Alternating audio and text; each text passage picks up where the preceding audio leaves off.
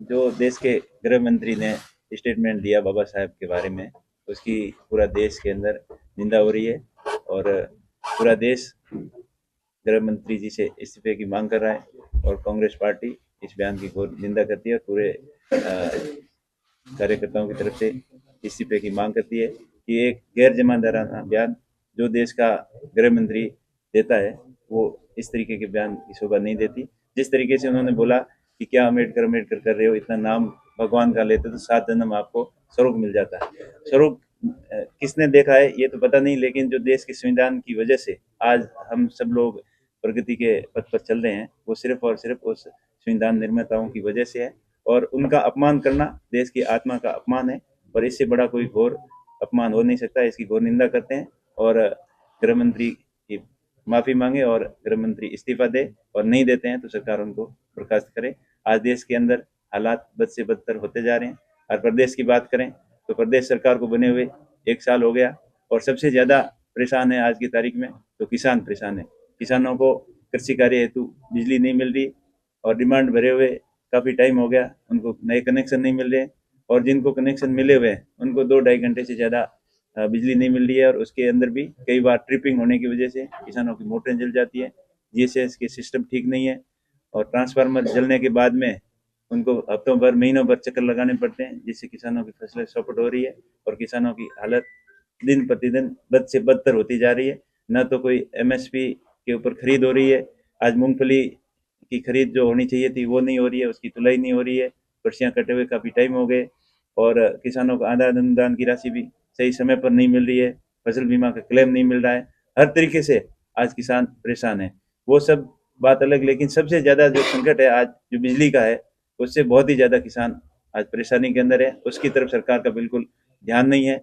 JJM की आज अभी मीटिंग हो रही थी, उसके अंदर बजट तो काफ़ी स्वीकृत किया लेकिन धरातल के ऊपर जेजेएम का कोई काम नहीं हो रहा है, टेंडर टाइम से हो नहीं रहे हैं, काम सही ढंग से हो नहीं रहे हैं, बेरोजगार युवा आज दर दर की ठोकरें खाने को मजबूर हो रहा है।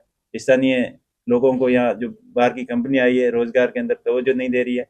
इस सभी समस्याओं की तरफ सरकार का ध्यान बिल्कुल नहीं है।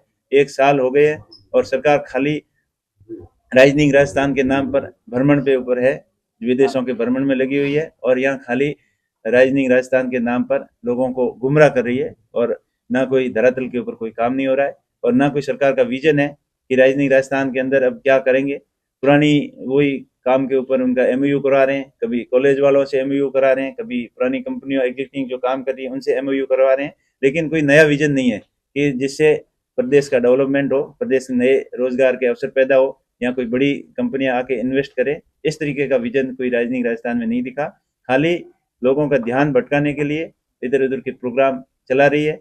आज दलितों के ऊपर बहुत अत्याचार बढ़ रहे हैं, बाड़मेर जैसलमेर जिले की बात करें तो यहाँ भी खूब दलितों के ऊपर अत्याचार हुए हैं। अभी हाल ही में विष्णाराम नाम के युवक के हत्या होने के 15 दिन बाद भी हत्यारों को पुलिस पकड़ नहीं पाई है और छोटे छोटे जो क्राइम होते हैं या छोटी छोटी घटनाएं होती है उसके अंदर पुलिस बहुत ज़्यादा लिप्त है और बजरी माफियाओं भू माफियाओं के साथ में मिली भगत करके लोगों को परेशान करने में लगी हुई है और अपराधियों के अंदर जो खौफ होना चाहिए था पुलिस का, वो खौफ नाम की कोई चीज़ नहीं है। अपराधी खुलेआम घूम रहे हैं और उनको पकड़ने में पुलिस नाकाम रही है। इस तरीके से हर पॉइंट पे सरकार फेलियर रही है। इन सरकार की फेलियरिटी अब जनता को पूरी समझ में आ रही है और बीजेपी सरकार चाहे केंद्र की सरकार हो चाहे राज्य की सरकार हो, धर्म के नाम पर राजनीति करके अपनी रोटियां सेक रही है और कैसे सत्ता के ऊपर काबिज हो उस एजेंडे के अलावा उनके पास कोई एजेंडा नहीं है। कोई ना तो डेवलपमेंट का एजेंडा है, ना कोई इंडस्ट्रियल फैसिलिटी डेवलपमेंट करने का एजेंडा है, ना किसानों को राहत देने का कोई एजेंडा है और ना कोई महंगाई कम करने का एजेंडा है। सिर्फ और सिर्फ अपने प्रोपेगेंडों के हिसाब से देश के अंदर अशांति फैलाने का काम कर रही है।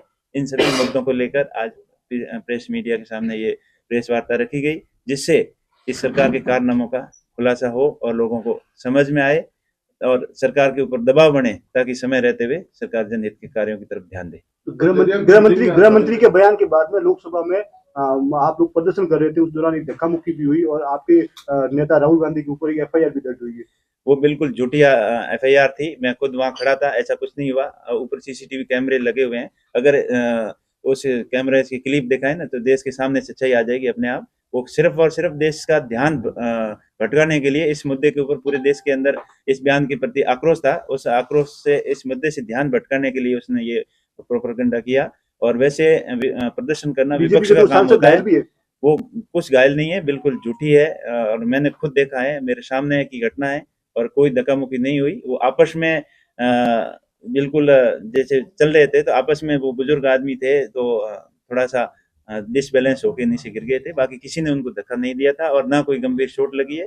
ये खाली सिर्फ देश का ध्यान भटकाने के लिए ये झूठे और इस तरीके के प्रोपेगेंडे हैं। बाकी इसके अंदर कोई सच्चाई नहीं है। राहुल जी क्यों धक्का देंगे? हम तो बिल्कुल साथ में थे, ऐसी कोई धक्का मुक्की वाली बात ही नहीं हुई थी। और हम तो वहां पर जो अम्बेडकर जी का अपमान किया था उसके खिलाफ अपना प्रदर्शन कर रहे थे और शांतिपूर्ण तरीके से